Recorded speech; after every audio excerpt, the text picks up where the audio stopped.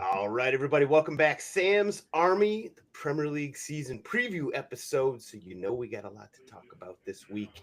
We're going to start with the aforementioned Premier League, where we'll preview with all the predictions galore on who succeeds and who flops this season. We'll then hit halftime with a pop quiz for the lads. Around the world will be MLS Minute, and then stoppage time with Evan Toney's best bets and everyone's favorite segment, GOAWs. Now, time to welcome in this week's panel of beauties. We got the whole squad here. It feels great.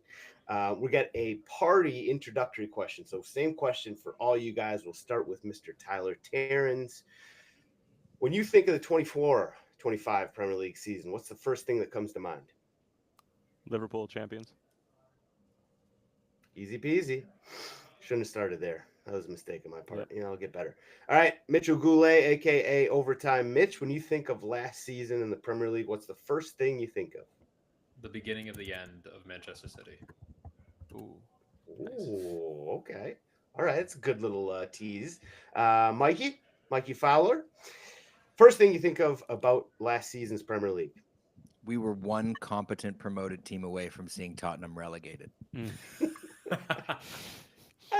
Butterfly effect. If there were better relegates, we probably wouldn't have won Europa, and we would have done better in the league. That's my thinking on the subject. But Your camera looks nice, Sam.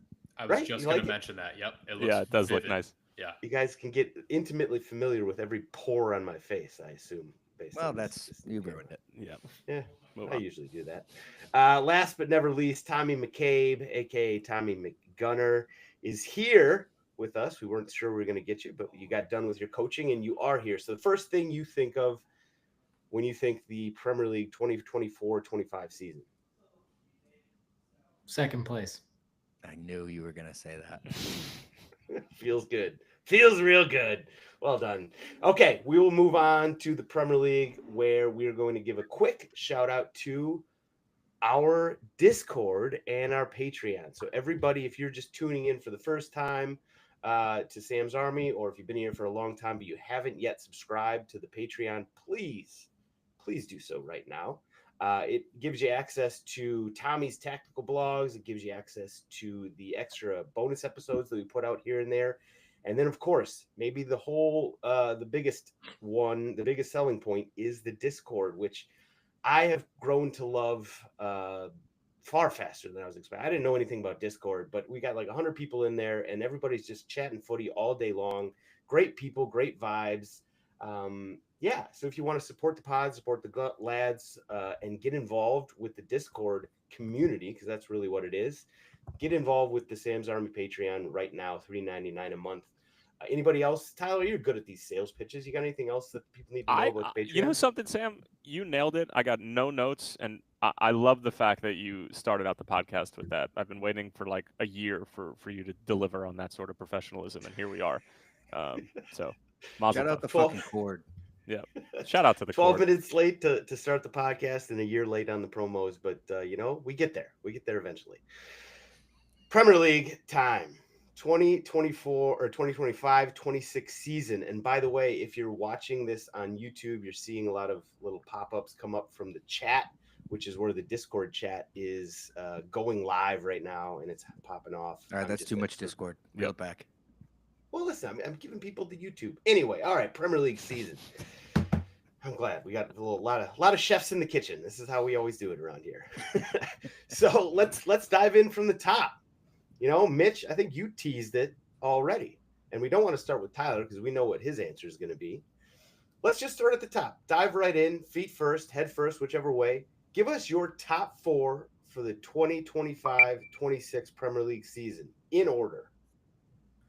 In order, at number 4, I have Chelsea. Yeah, let's go bottom up. Yeah, because that's what it's gotta- that's what in order means. Yes. Yeah. Yeah. Number 4, we've got. Shut up. We got it. There's a big reveal.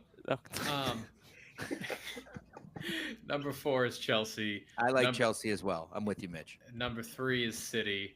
Yes. Mhm. Number 2 is Liverpool. Number 1 is the Arsenal.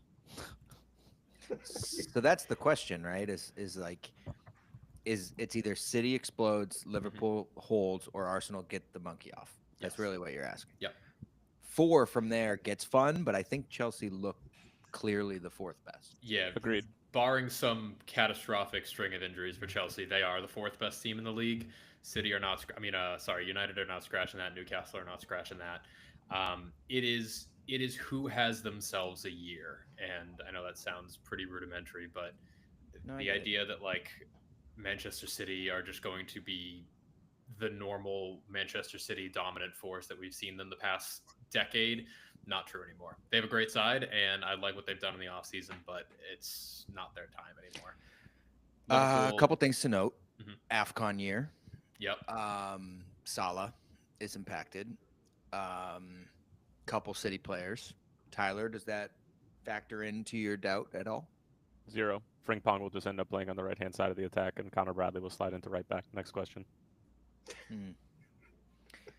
Well, I feel like the smart guy in the room, Tommy, has a thought. It's one fucking tournament. He's one guy.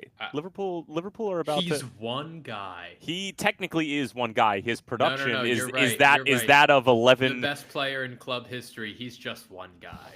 I do think there's a shred of truth in what Tyler's saying, in the fact that if there is a season where they have to be prepared for Salah to be just another guy relative to his performance, not every Joe Schmo, which I agree with you there, Mitch, they're going to have to do it this year. Chiesa's staying. I don't think you guys heard. Who? But my Italiano brother, the Italiano scouts. I think you're right on Frimpong playing out there.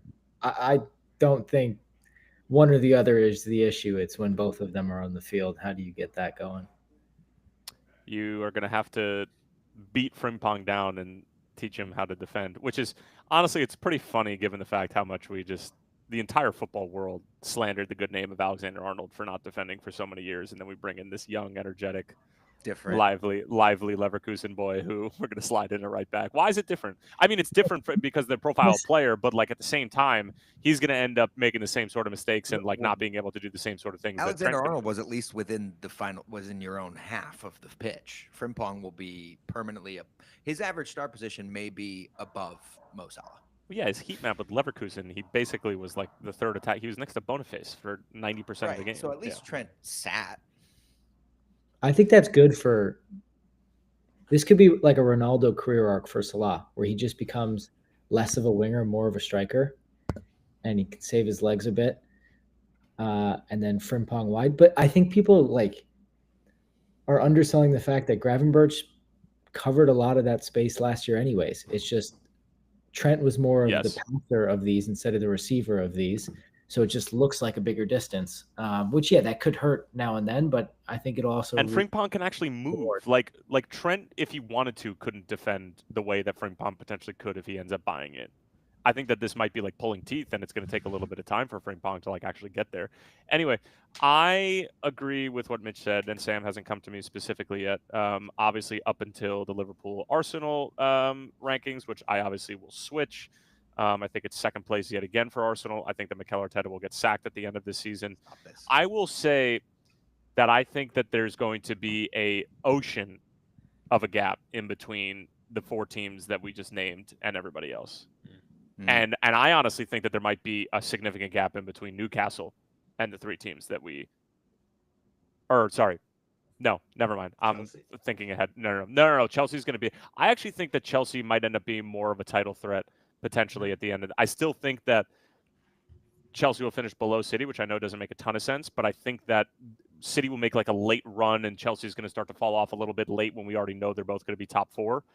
But I think Chelsea, similar to a stretch at the beginning of the season, are going to threaten Liverpool and potentially Arsenal. No, Arteta's not getting sacked before the turn of the calendar year. No. Okay. All right. Well, so that's Tyler's top 4, Mitch's top 4. Mikey, you kind of said yours, right? Yeah, it's hard to sound the same as somebody else for me. It's very difficult, but I am going to take the exact order that Mitch laid out. This has to happen. Yeah. I last year I came. I love in it. I love bullish. this so much. This I amount of know, wishful I thinking and know. like this has to happen this year. We Is must that how I do sound? it. Is that how I sound? Honestly, it's a Oh, little sorry. it's a little nasally. Yeah. Well, Usually, but right there you did. yeah. Liverpool are the fucking bomb, dude. No, I really, I'm gonna be Touche. bullish again. I actually think, it comes together this year. I think Arsenal have done enough. Best center back pairing in the Premier League. Got a striker who's gonna get over. I don't want to say a number, but I'd say 15 league goals would be lovely. 10 to 15 is fine. Down years for a lot of guys last year. I think it happens. So I'm gonna go Arsenal 1, Liverpool 2. Actually, I'm gonna go Arsenal 1, City 2, Liverpool 3, and Chelsea 4. Roll up your sleeves next time if you're going to say Van some shit Dijk's like going to that. get hurt, and you're going to have 0 healthy center backs. Did How you about that? see Fabrizio talking about almost here we goes today from Margehi and Yeah, no, Leone? he's awesome. Yeah. Almost here we goes. Almost I'm on the here edge we of go. my seat. Oh yeah. Yeah. Ooh. Tickle No, my now I'm nipples. mad. Now I think Liverpool finished behind City. Like I love this, it. like this level of immaturity from you, Mikey, is something I'm not typically used to seeing, and it's going to be all that much sweeter when we clip this. And our producer extraordinaire Owen is going to go back into this time capsule come May, and we're going to be able to relive this moment because you typically lead with intelligence, sarcasm, and a bit of reverse jinx, and it seems as if It's desperation. Yeah, it is. it's beyond desperation, and now it's just plain old spite when you know that there's one true king in the North right now. Okay, I think you've clocked me up until that last sentence, but I'll give you credit for the first 95%. Thank you. Fair enough. Tommy, are you gonna shake things up a little bit here? Yeah, I'll shake it up. I just, while you guys all listed the same exact top 4 from last year, I went and looked at how many repeat top 4s there have been in, like, let's say the last 5 or 6 years, and there haven't been any. And I want to say almost all of them have had a team that hasn't played Europe that has gotten into that top 4. And typically, I think they sneak into 4th or 4th, 5th, maybe 6th, and then, like Forest, fall out at the very end. Yeah. For me, that team this year is Brighton. Second year with Herzler. I think they've made some interesting signings that I really know nothing about. But I think they do a ton of smart stuff there. And whenever you think that they're going to go away, they don't. They do the opposite. They did that with Potter, De Zerbi, and now I'm banking on them being able to do that with Herzler. They're not playing in Europe, and I think that's going to be a big advantage for them. And then I would go. So this is where I was hesitant, and I'm going to probably piss one of you guys off a lot. I think we're underselling the emotional state of Liverpool and what they've just gone through this summer with a shit ton of change, and then the passing of Diogo Jota. Like you can't put a points tally on all that. And I think for me, there's like 2 ways that can go. And Anfield and that club can just do what it does best, is like perform some level of magic that brings out the best human emotion possible. And that you can't put a points total on that, but I would expect that Anfield in that capacity could be worth like 6 or 7 points minimum. And nor do I want to put a points total on someone else's passing. Or just the emotional toll could be so much. And I think a lot of people don't want to discuss that because it's a really sensitive issue. But I think like those are real human emotions that people are going through. So part of me thinks that they might drop out of the top 4. But for me right now, I would say it's Chelsea out, Liverpool 3rd, City 2nd, Arsenal 1st, and 1 through 3 for me is all interchangeable. I don't disagree with anything Tommy said. I mean, obviously, as a Liverpool supporter, I am leaning more towards the beginning of what he was talking about and how Liverpool are going to do what they normally do and ride that human emotion and have it bring out the best. And that is what makes Liverpool Liverpool. But, I mean, I was talking about this on Sirius today as we're recording it on a Tuesday. Like, it is impossible to not address this because you know that as soon as things aren't going to go right, and if Liverpool are missing some of the similar magic that we saw last year, and if for whatever reason things are going wrong, the first excuse or the first narrative is going to be new pieces, trying to settle in, losing Trent, losing Luis Diaz, losing Jota, both from a sporting standpoint, and a personal standpoint. And then the second one is going to be, well, this group just never really emotionally recovered because the offseason is short enough as it is already for these players. And then to throw in a devastating human loss aspect. Again, I hope that it's the former, but it's going to have some effect. We don't live in a world and these guys can't operate like that. Now, my co-host on Sirius was sort of like, oh, well, they're professionals. You would figure that they're just sort of going to get on with it. I don't know if I buy into that. I don't think that that's necessarily possible. Can I offer another thing that's going to affect some teams but not others? City and Chelsea both played competitive matches this summer in what everybody reports to be grueling, unplayable heat in the form of the Club World Cup. How much toll does that take? You know, we have Rodri out for the first 6 weeks of the season or so with a knock. We've got Chelsea who went down to the wire. They lost Colwell to ACL for the rest of the year. Oh, that's right. Does that take a toll? And does that carry over into the season where Arsenal, Liverpool, and the rest of the lot have not played competitive matches and have just gone about their normal off-season tours in, Asia and the rest of America? So I don't know. I feel like that has to play into it. I think that's a fair point. And I was going to bring that point up when we talked about sort of where I have my top four. Chelsea they had a long season. They had a very short summer, if they even had a summer. Now, the flip side of that for Chelsea is that there's so much ins and outs and people coming in and people coming out. Like, did they really have a long season and a long summer? I mean, not necessarily. I mean, they got a 40-man roster, but their best players were playing and, they won. So, I don't know. Continue. Yeah. Sorry. And there's no way they pull that 40-man roster stuff again because they're playing Champions League. Right. So my top four, I have City finishing fourth. I have Chelsea finishing third. I have Liverpool finishing second. I have Arsenal winning. Oh, you fucking son of a bitch. There's no way around it. This is the season. While he's wearing a Spurs kit. I don't even know. Like, this is... We're taking our bias hats off. I know I don't know if you're capable of doing this, but you have to take your bias cap off and put it aside. This is the season that Arsenal has to win. Like, Arteta has been judged, and basically the jury and the executioner have already had their say on him. Arteta out after like 1 season, 2 seasons, 3 seasons, etc., etc.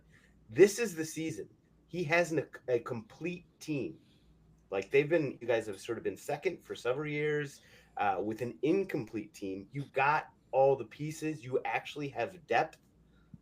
This is the team. If Arsenal is going to win a title, this is the year. If you don't, Spurs are going to win one before you do. That's just a fact. This is the year. Let's pump the brakes. Yeah. I'm serious about this. City. I was higher on City until Rodri had the setback, and I don't know I got just sort of, I don't know where they're going to be at this point. Liverpool, a lot of great business. Obviously, they were champs by 10 points last season. They're going to be a tough team to beat, but there's a lot of wild cards there with Wirtz and Frimpong and all these guys that have Wirtz is not talent. Wirtz is not the wild card. He could fit into any fucking side in the world. Of course, but he's a guy that the ball has to go through him all the time. That changes everything. It changes your team, whether you want to admit it or not. I love him as a player. I think he's going to be great. I just think there could be a season where there might be some growing pains. I said that about Liverpool last year, and Arne Slot proved me very, very wrong. Fair enough. I think that with you, Tommy said it well. The situation involving Diego Jota, obviously that's a weight on everybody's mind. It could be a great thing. It could end up sort of leading to some underperformance. I don't know. I think that this season, the way that Arsenal has built this team, they added the one player that they needed. I'm a big fan of Gyökeres. I think he's going to be a great player for you guys. Unfortunately, I will be hating it the whole time, but I think he is the one player you guys needed. You got Zubimendi in the midfield. I know somebody's reading the chats right now. Steve talks soccer. Sam pronouncing Rodri. Can I just? I know. Hold on. That midfield it looks great with Zubamendi, excuse me. Like, if we're really going to get on pronunciation, this is going to be a tough one. But listen, with Zubamendi, Rice, Odegaard, Saka, I mean, that is an incredible midfield. Your defense was awesome last year. Assuming you keep that sort of going, this team has, I would say, just as good a shot as Liverpool of winning the title. And if you're not going to do it this year, you're just not going to do it. So if you want my unbiased opinion, I think Arsenal will end up right there with Liverpool, and they'll end up squeaking ahead. I hope I'm wrong. I pray I'm wrong. We got you in 4K in this new camera too. So I know we got the new camera for me to say this, folks. If you are not watching us on YouTube or live on Patreon right now, and the reason you listen to this podcast is for Sam's baby blues, please log in because this is something to behold. Also, watching Sam physically struggle through pronunciations is almost as good visually as it is audibly. So that's another thing to keep in mind. I wouldn't even think about it, but you got the chat going at me, and then you guys posting the chat and laughing about the chat. And now it's all in my head. Enough out of you. This is one long reverse jinx that I'm not going to let just pass by. I want to ask you genuinely. He's being serious. He's not. He is. I sure hope not. Bottom of your heart, Sam. Wow. Where do Spurs finish? Wait, we didn't. Oh, wait, we didn't move to the next segment of doing bottom three. No, we haven't gotten the relegation. We haven't gotten to relegation battle. Do we want to move on to that? Spurs finish top half. Yeah, we can move on. Agree, Riley. Spurs finish top half. Oh, relegation. I have a take. Okay. I think we're more likely to have 2 stay up than 0. Let's go. I think all 3 are getting relegated. I would bet that's the most fun question that has been going around is, do you think it's more likely 2 stay or 0 stay? I'm on the 2 team. But you're operating with the same logic that Sam is operating under, which is they're due, like the promoted teams are simply due to stay up. That's like it has to happen at some point in time. Like that was Sam's argument. It was like it just has to happen. They've been second for too long. Like it just needs to happen. That was my problem with that whole explanation. It was nothing other than vibes. The meat of my argument. There was no argument. Sam's at roulette being like, it's been black 8 times. I was just gonna use that analogy.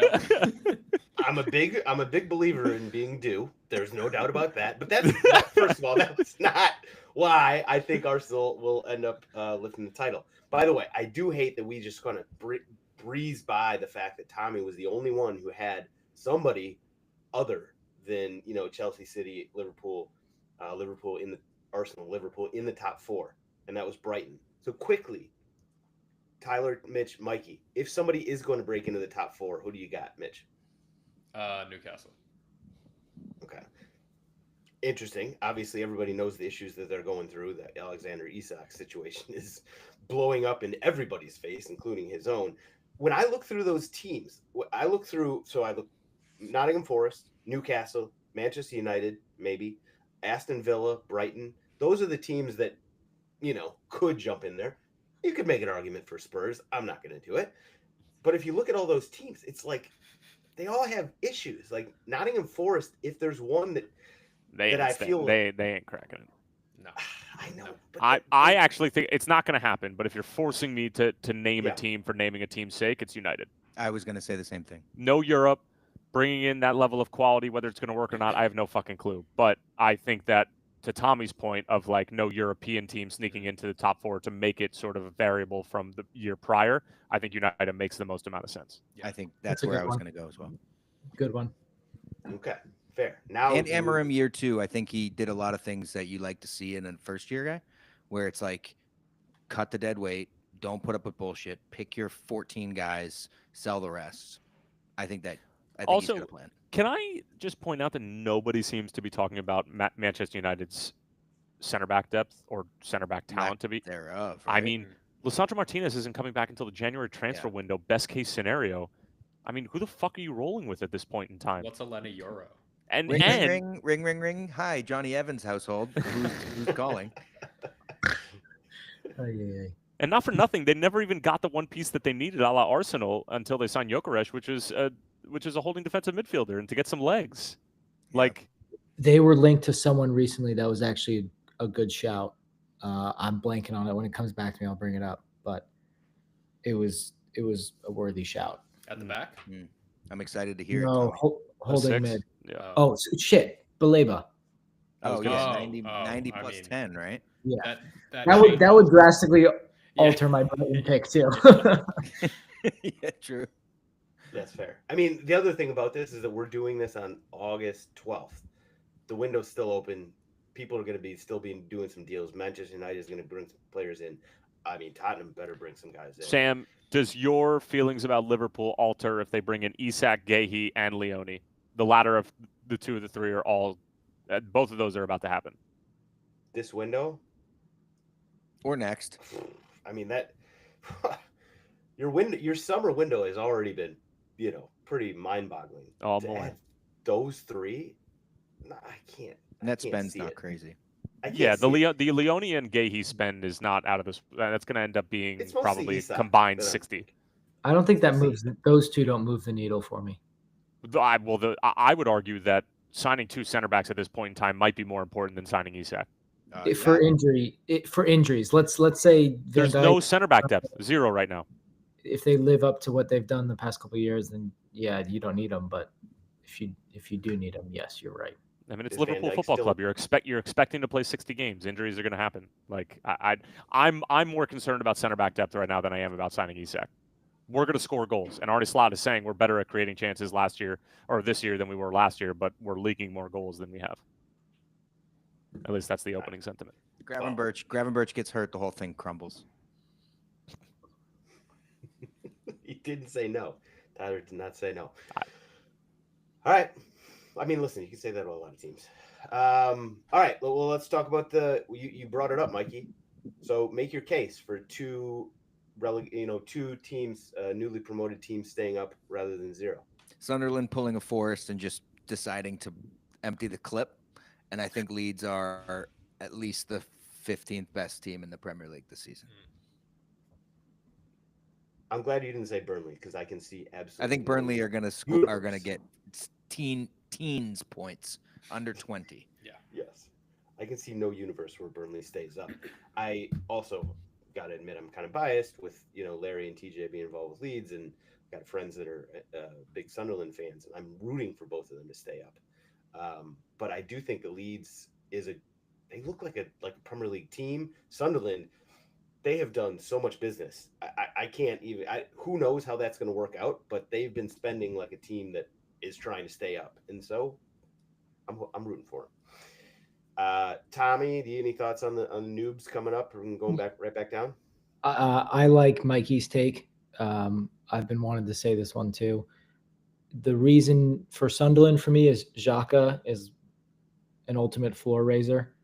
I think his mentality, his intensity, the way he kind of conducts a midfield, both sides of the ball, I think is extremely. Tommy sounds like such a coach right now. Yeah, I like him a lot. So he's could be the signing of the season if they stay up. And then I think Leeds maybe has more experience staying up the second time around. That's more of a homer pick. I don't think Wolves has done enough business to replace their players, even though I'm blanking on his name, but their manager that they brought in halfway through the year, I thought he did a lot with them. And then I'm concerned between West Ham and Brentford. Oh, Brentford coach and top goal scorer. I like a lot of their other players, and Henderson is kind of cut from the same cloth. I have no idea what West Ham is going to do. I think Graham. Are we doing a segment of Yes, first coach to be sacked? I'm co-signing that, Tyler. Okay, yeah, that was I'm all in on that. All in. I think before the November international break. Oh wow. Fulham have spent as much on players inbound this summer as Tyler makes in a year calling MLS. So let's just make sure we know. Bitch, you know my contract. Just want to point that out. They haven't spent $1. Well, that's rude, but they've spent a lot of money. Come on, man. I'm relative not to- calling games for Stevens Institute of Technology anymore, That's not right? what I meant. That's I not did what a St. meant. Louis Nashville game this weekend. All right, get with it. That's not what I meant. I apologize. I'm saying that they have not improved at all, Hmm. and they're not good. Great. But they had a record season last year, and they haven't lost anyone. I know. Right. No well, in, no out. It's sort of continuity, stability. They'll lose Munoz. Rodrigo Munoz is going to end up at Leeds. Is that some insider information? No. I think so. Fab told me. Oh, must be true. Yeah. Almost. Here we go. Soon. Yeah, Yeah. if it didn't, here we go. It doesn't count. All right. Well, listen, I don't know where we got. Everton saved themselves today. I Well, love yeah. Everton's business. Yeah. I love Everton's business. I don't think Everton's going to be in the relegation scrap. I think this is a team I think they're going to be clear. Give them a bigger compliment. Why don't you? Well, listen. Well, he's wearing a we're big Spurs on kit. backhanded compliments. Adam right F is throwing his laptop through the screen right now, listening to you being like, Everton's business has been awesome. They're definitely not going to be in relegation scrap. there. I mean, that's a fair compliment. It's not a fair compliment for a club like Where is Everton, who's moving into a new stadium and who just signed Jack Grealish. Like, and the way that they Good finished shout. off last season, they dare I say, might be a side, maybe threaten like Nottingham Forest did a little bit. That's a big. Which for? Give me a number. Are you saying Like like fifth? top half? I or are think you they saying- finish. I Something. think Everton finish in 7th this year. Moyes is the king of that. Clip it. Yep. It's a great point. 2-year turnaround from Hmm. relegation scrap to top half stability. I like top half. If we're going to go I off this love that. narrative of teams that aren't playing European football, why can't Everton fall into that category? Because I think they're they at, can. well, Say Well, it, Mikey. Say there's it. no reason. Say There's it. no reason. There isn't. Roll up your You're right. sleeves and say it like a man. No, you're right. Everton didn't used to be this. The last 5 years have clouded my thoughts on the club. I don't think that they are a 16-17 club. I think they're a 10 through 13 club normally. Which is exactly what Adam F in the Discord chat just said. He's a big Everton fan. For those not in the Discord chat, look at their business though. I love the Grealish move. I've been saying that for weeks. When Spurs were linked to him for just like a Happened today. hot second, I was all excited. I think that this is a huge move for them, and I think he's the perfect player for a team like Everton. Like he's been sort of stashed away on the bench at City, just kind of wasting away. He is a guy that just needs minutes. He is happy carrying the load. I mean, we've seen it with Aston Villa. He basically was the team for a couple seasons there.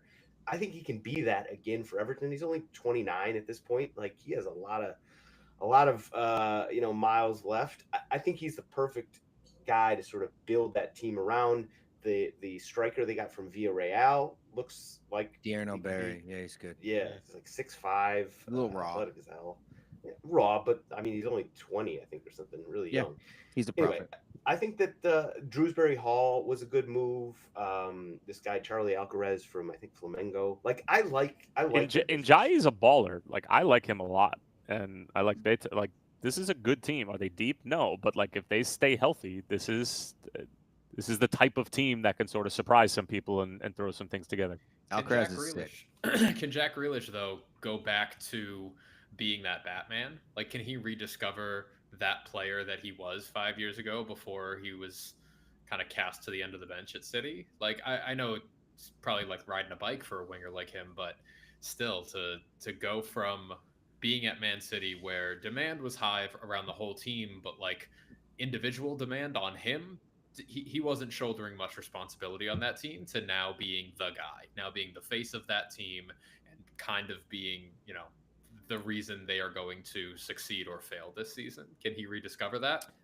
At 29 years old and having to sort of like refocus to take care of his body as he starts to get older and, like go back to what he was in the treble winning season with City, which was just like a professional's professional.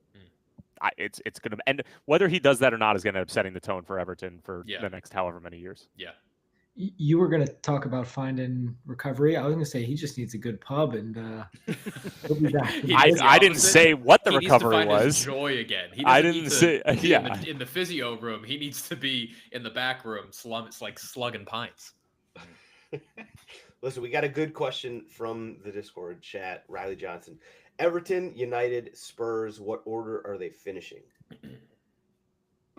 United, Mikey, you go first. United, Everton, Spurs. Oh. Yeah, I'm with it. Oh. What was that question?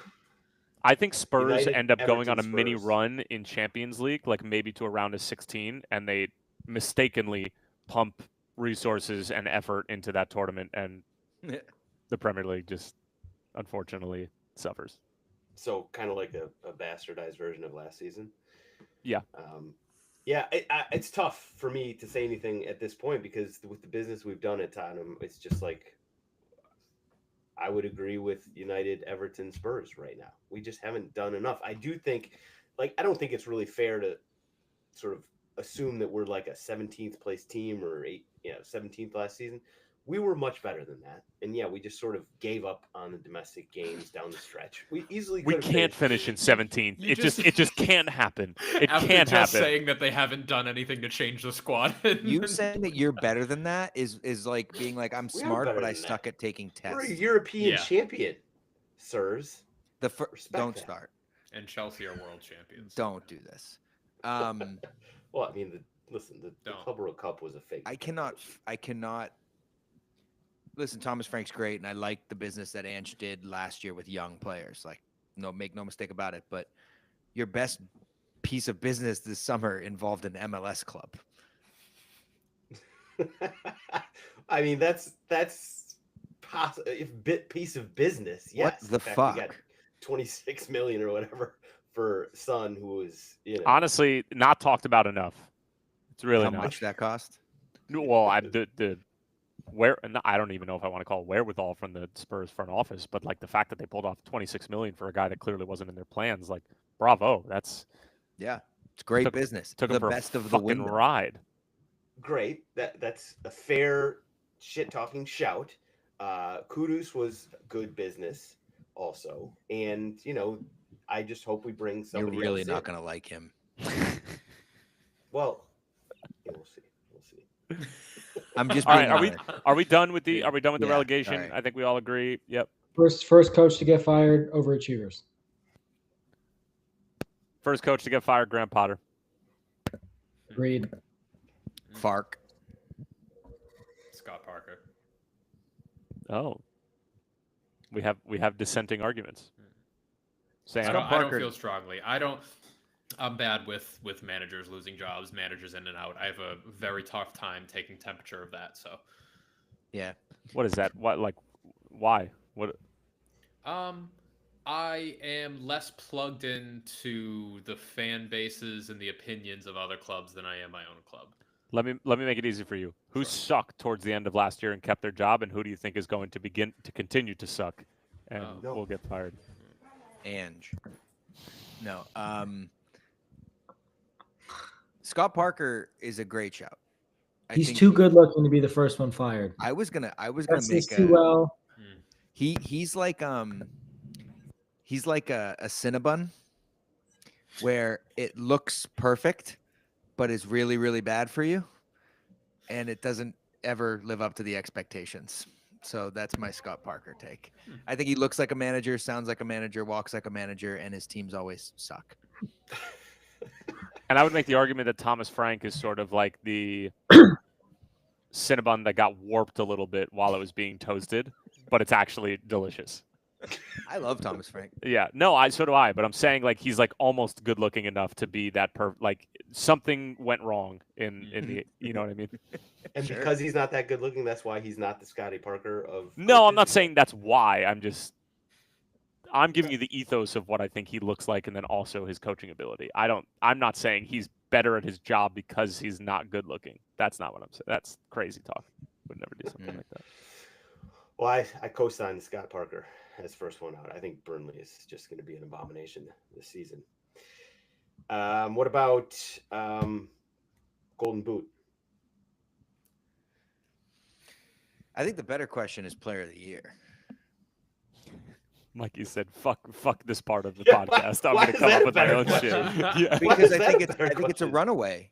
I think Holland is easily going. All to right. be that Did top you scorer. already make your FPL team and you're just doing that to No, double I down on your genuinely decision? think he's gonna. Here's a hot take: he'll win Golden Boot by 5+ goals. I like that. I'll take that bet. What's his final tally? 31. He was at 22 last year. Okay, if that happens, He does missed City half the year. Yeah. does City injured. win the league? Does City win the league if they do that? Nope. So he scores 31 goals and City still don't win. Yes. Jeez, They finish ahead of Liverpool though, in my prediction. You know something? You can't go back on it because I already know what the literally put original. them- I know what the original one was. I put City 2. You put City 2 after I started to waffle a little bit. Not waffle. After I was, you know what you did. I didn't say final answer. You know what you did. So the Golden Boot, we'll get to the player of the season in just a second, Mikey, but you can't hijack it in the middle right now. Fine. For the Golden Boot, we got Erling Haaland is the favorite, heavy favorite, plus 150. Alexander Isak, Give me that. who allegedly will still be playing for Newcastle, is in second place right now, plus 650. Gyökeres for Arsenal, 650 is number 3. Mohamed Salah, 4th, according to this book. It's not shocking. Plus 700. Cole Palmer is a 5th favorite at plus 1,700, which is actually equal with his teammate Joao Pedro at plus 1,700. Mikey is a heavy. Where's Højlund on that list? I think he's got to be 8th. I think the better conversation is simply who scores more, Isak or Gyökeres. Haaland is gonna run away with it. If Isak plays for Liverpool, does this change the conversation? Yes. Isak might not Yeah, score yes. this game. Okay, Tommy, tell me how it changes it. For me, it's Isak. At Liverpool, Yeah. I agree. It's like fucking like Thierry Henry 2.0 if he's on a team like that. Agreed. Is there Agreed. enough goals to go around with Salah? Easy. TK? Easy Spurs. Not on pen. Wouldn't be on pens. You just keep scoring goals, you'll win the league. All right, Mikey, player of the season. What do you got? Cole Palmer. Gross. I think he has 15 and 15. Is he on So your the FPL team? player of the year is going to come out of the team that's finishing in Fourth. fourth. Yeah. You know that that's Does it not how- always you, have to- you know that that's not. I'm not saying it should be that way, but you know that that's not how this works. Doesn't that not happen? Does that happen? No. I didn't know that He had, happened. he had 15 and 15 2 years ago. 2 years ago. Yeah. I think he does it again. That didn't get him player. Yeah, of the that year. didn't. Hmm. So you think 15 and 15 is going to be the best individual performance by far that they have to give it to the team that finished in Yeah, fourth? and Holland's gonna have 31 goals while this happens too. I This think Cole is this is Palmer. one of Mikey's. And- this is one of and Mikey's shoot- worst showings, maybe in the Palmer- history of his Cole tenure as a Palmer will god. be the Yeah. best player in the Prem this year. Are you going to change it to like 25 and 25? No, he's going. You're gonna the eyeball test, Tyler. I'm gonna watch the games and I'm gonna tell you that Cole Palmer will be the best player in the Premier League this year. You know what? I will be grown up enough to be able to if he is, I will admit it to you. Hand to God, if he is the best player in the Premier League, I will admit it to you, and we can shake hands on the fact that he won it, even though he probably is not going to win it if they finish in Okay. fourth. He wins my award. That's what If they finish 3rd, does he win it with 15 and 15, No, 17 and 13? They No, have I think he has to be 20 and 20. if they're not going to win it to even have a shot. Yeah. It's my pick. Florian Wirtz is the player of Please the year. stop. What? Talk about I mean- eyeball. Talk about eyeball test. My man's going to have 10 and 10, and he is going to run the league this year. Run it. Run it.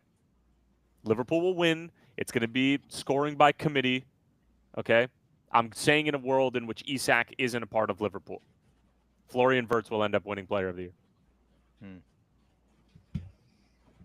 He's got the talent, and that is a team that I can see it. I can see it. You said he's the Glad. wild card, though. Glad you can see it. Yeah, you said he's a question mark. Wow. No, I didn't. First of all, you guys love twisting the shit out of my words. I said that them bringing in a whole No, new Tyler squad. quoted you. I purposefully misquoted you. Tyler said the exact words you used. I didn't twist shit. I said bringing in a bunch of new guys is a wild card, and the fact that you're changing your whole team to go through a guy like him is a bit of a wild card. There are wild cards here. I'm standing by that. You're a fucking wild card. Boom. All right. Anything else? I mean, we talked about the top, talked about the bottom. We didn't really talk about, teams like Brentford, teams like Bournemouth. I want to talk about, before we go there, I want to talk about Saka as player of the year. Yeah. Mm-hmm. Whatever Mitch says, I'm co-signing. Yeah. Oh my God. Say something crazy, Mitch. If we're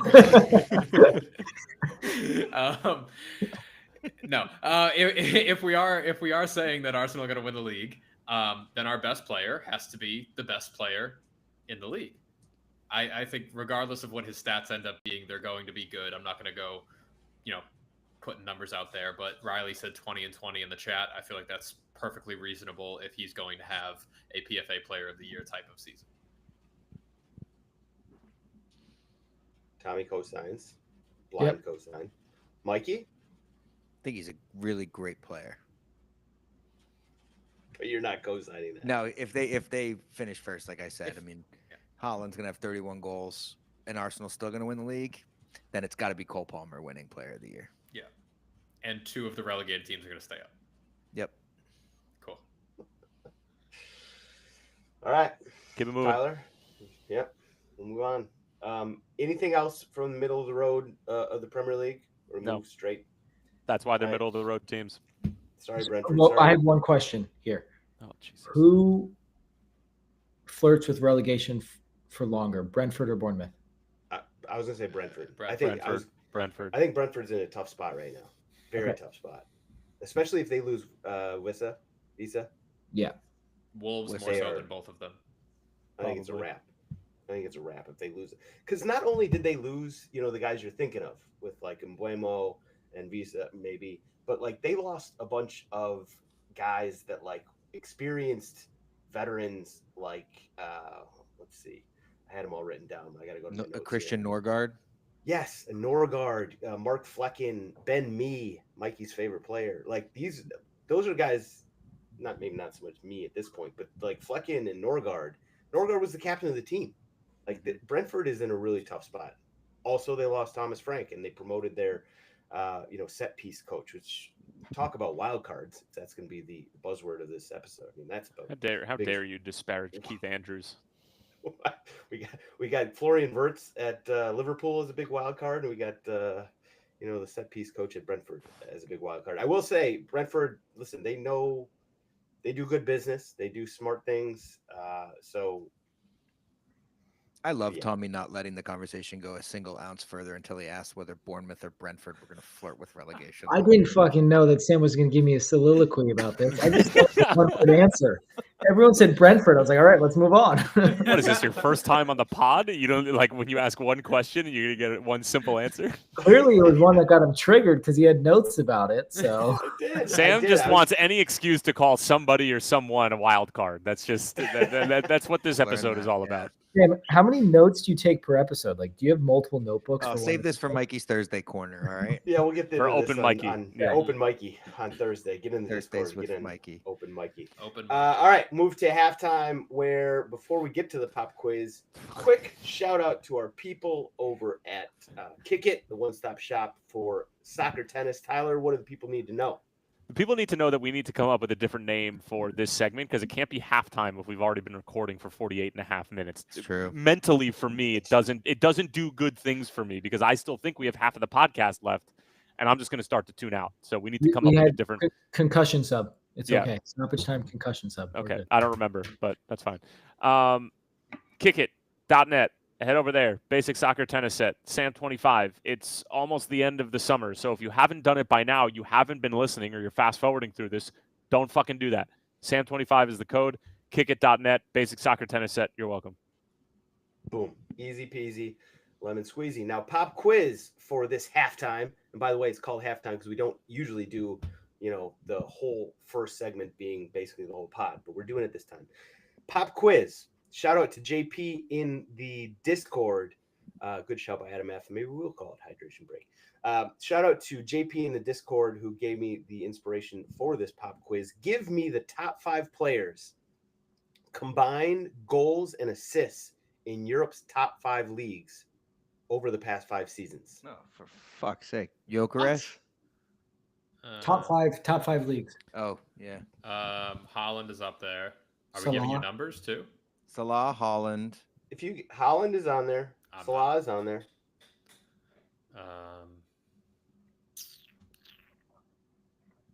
Lautaro Martinez. Harry Nope. Kane. Harry Kane is up there. Lewandowski. Lewandowski. Is 4 or Mbappe the 5. last one? Because he's got, yeah. Mbappe is the last one. So Mbappe was actually number 1, 182. Kane second, Lewandowski third, Salah fourth, and Erling Haaland was fifth. And then there's a huge drop off to the sixth, which was actually Heung-min Son. LAFC's 26. I was thinking Messi might get in there somehow. My brain's fucking warped. Your brain. Europe. Not Europe. No, I know. Tough I episode. thought like maybe he played 2 years. Like thought that was a cool stat for some reason, but no, it was just pretty standard. Oh. All right. Around the world, we got to get the MLS hit it and quit it minute in. Fuck yeah. Tyler, why don't you give us what we need? Oh, baby, we're back. We are so back because we took a little bit of a break for Leagues Cup, right? We got to get a little bit of flavor in there.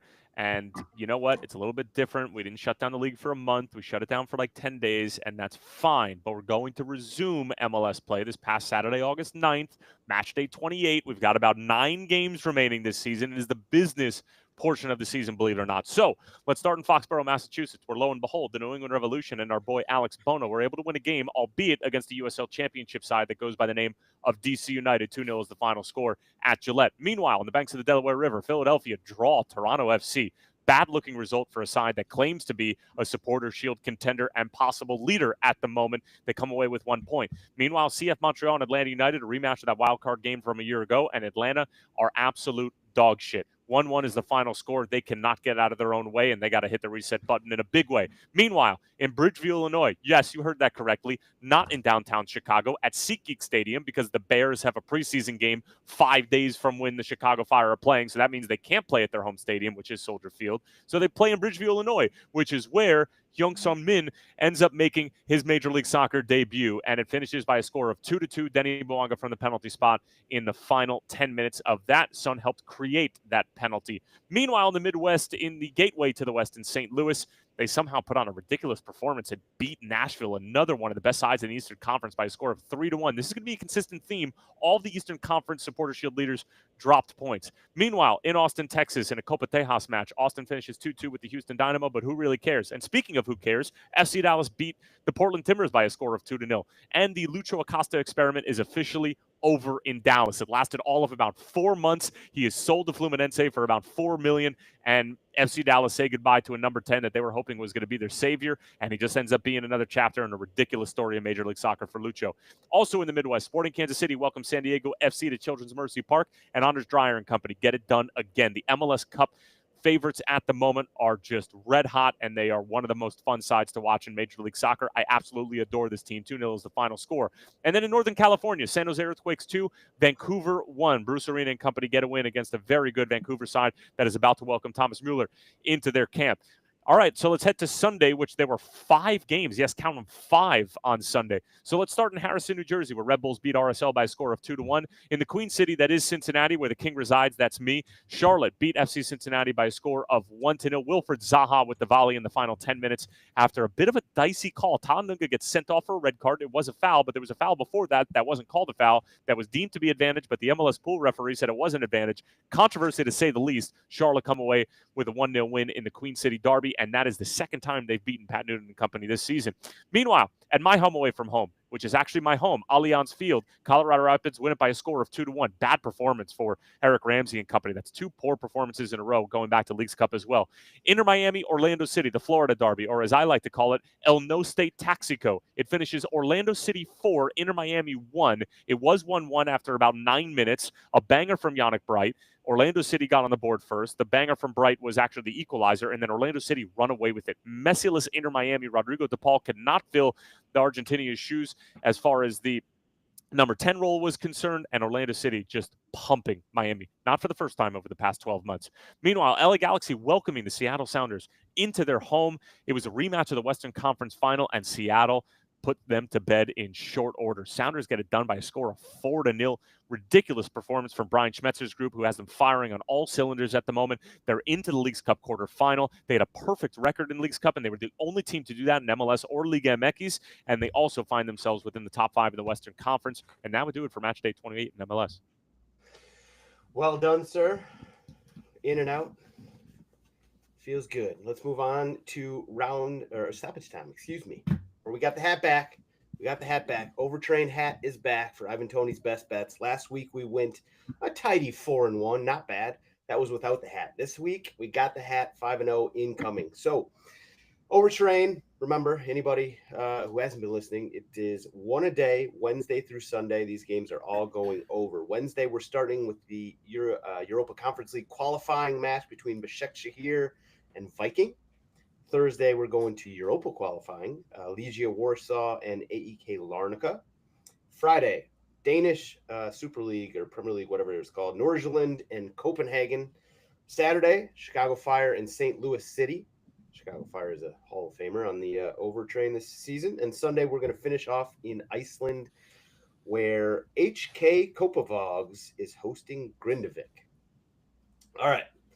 Now, I did recommend that we throw out some season-long Premier League futures in this episode. And, of course, I didn't even follow my own suggestion. But if you guys have any, throw those out. If you don't, that's okay as well.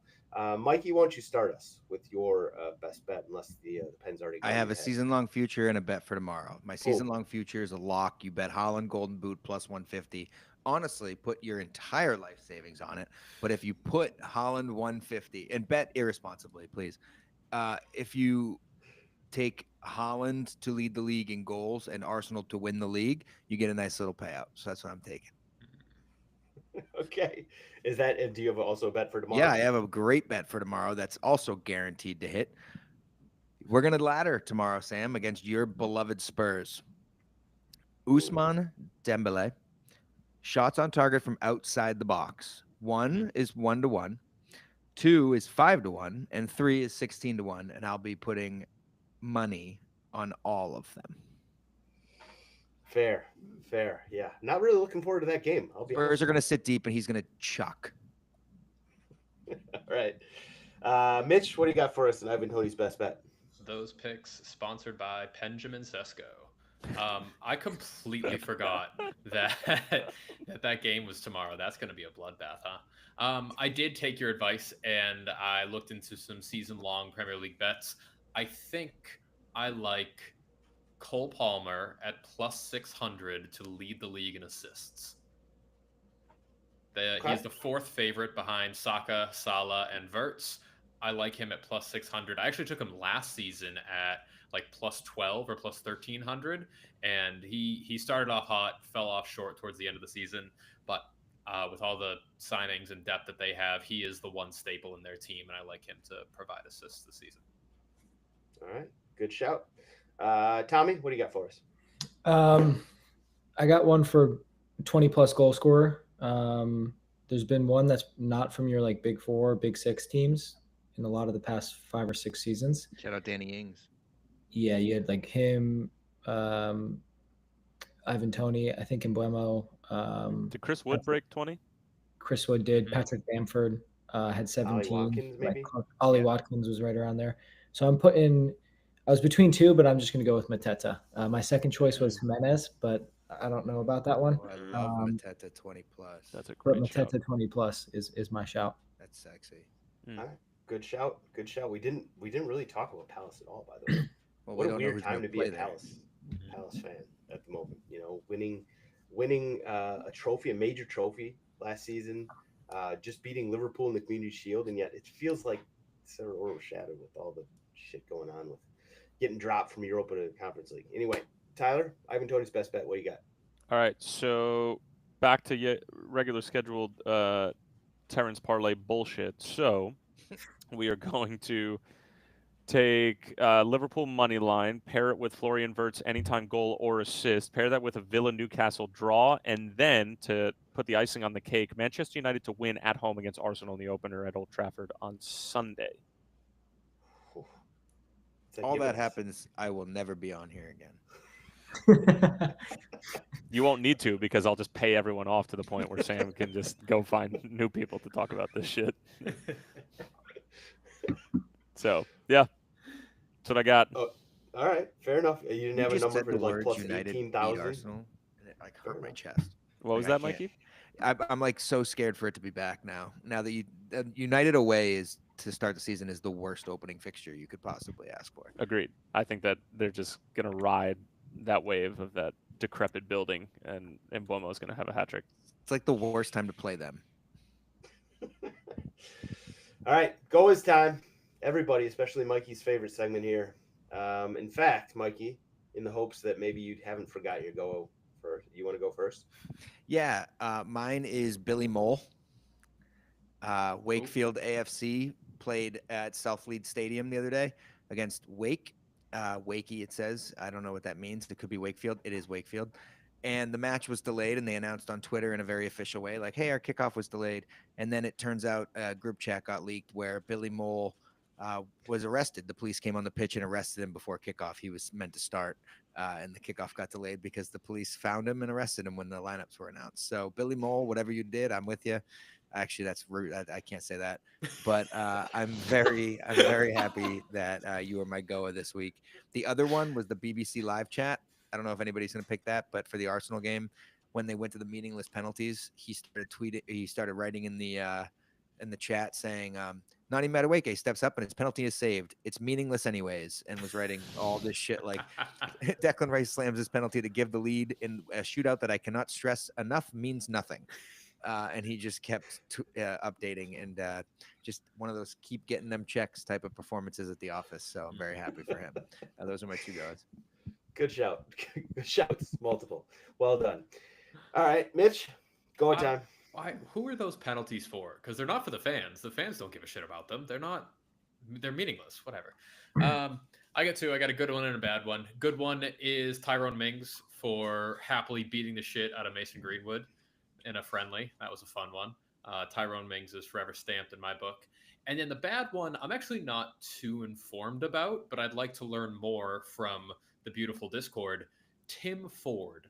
And Tyler, perhaps you could shed some light on this for us. The Tim Ford saga, as it relates to the Vancouver Whitecaps and LAFC, has really kind of fascinated me. This is a referee who on multiple occasions has fucked over Vancouver, usually in LAFC games. There's some Instagram posts dating back to like 7 years ago where his wife calls LAFC games, quote unquote, Tim's happy place. There's loads of pictures of his kids with LAFC players. And he has quite a track record of refereeing games where LAFC has won. So I would love any insight from any Vancouver fans or LAFC fans on this matter. I'm just really fascinated with this story. Fair enough. I saw the tweets about that.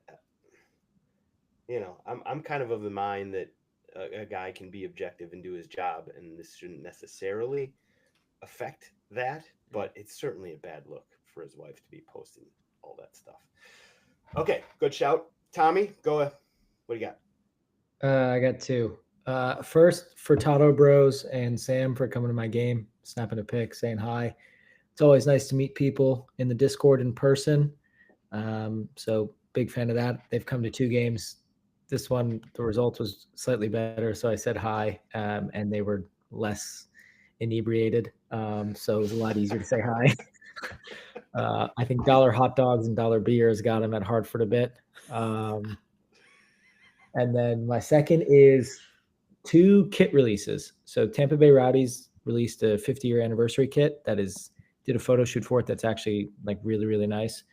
And then the second being Arsenal's new 3rd jersey. I just purchased that and a couple other. I ordered one too. My bits first from kit that, in like, 5 years. Yeah, it's definitely worth it. And it's a good merch line for other stuff related to the kit. So if you are an Arsenal fan or just like collecting good kits, this would be a good one to have. All right, good shouts. And listen, shout out to the Furtado Bros. You're not the only ones that have ever got by dollar beer and hot dog night. So no shame in that. All right, Tyler, Goa.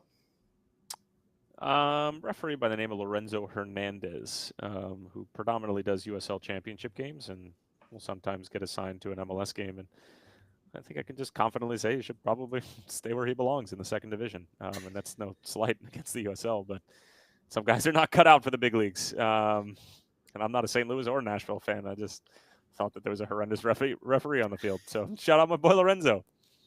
Yeah, you deal with him, Tommy. How bad was this play-by-play? I'm trying to look up who this guy is. He's refereed 25 USL games in his career, 17 MLS, 7 MLS Next Pro. He's refereed 6 games in Nisa in the fall season of 2021. He is just not somebody who is made for this world. So, yeah. Listen, harsh but fair. I like to think of myself as a really good eye for talent, but more importantly, an eye for lack of talent. And I'm confident about this one. That's a bar. That's how you ended up on Sam's Army.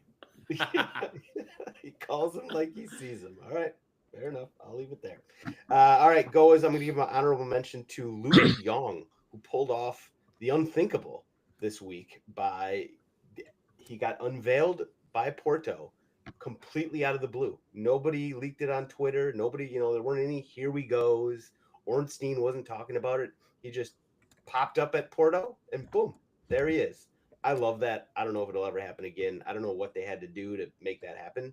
I'd love the backstory, but love the move. Shout out Porto and Luke de Jong making that happen. My actual GOA is Heather Hutt, who you guys may or may not know at this point, but she is a local politician in Los Angeles. She showed up to the LAFC press conference. And it didn't go well. When she talked to Hyung Min Sun, she basically asked him, yes, I butchered that.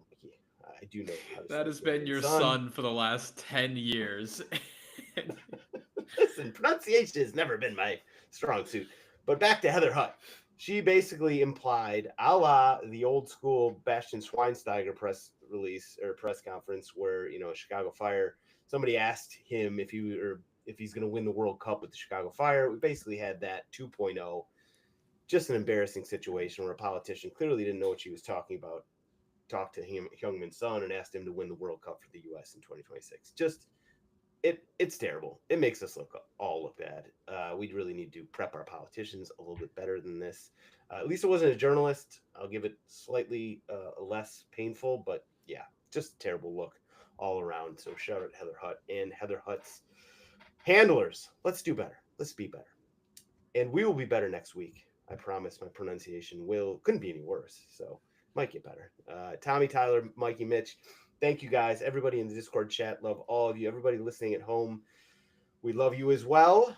Get in the Patreon and for the Discord if you're not already. We will see you there, bigger and better next week. Go Spurs. Oh, we're not faster and stronger.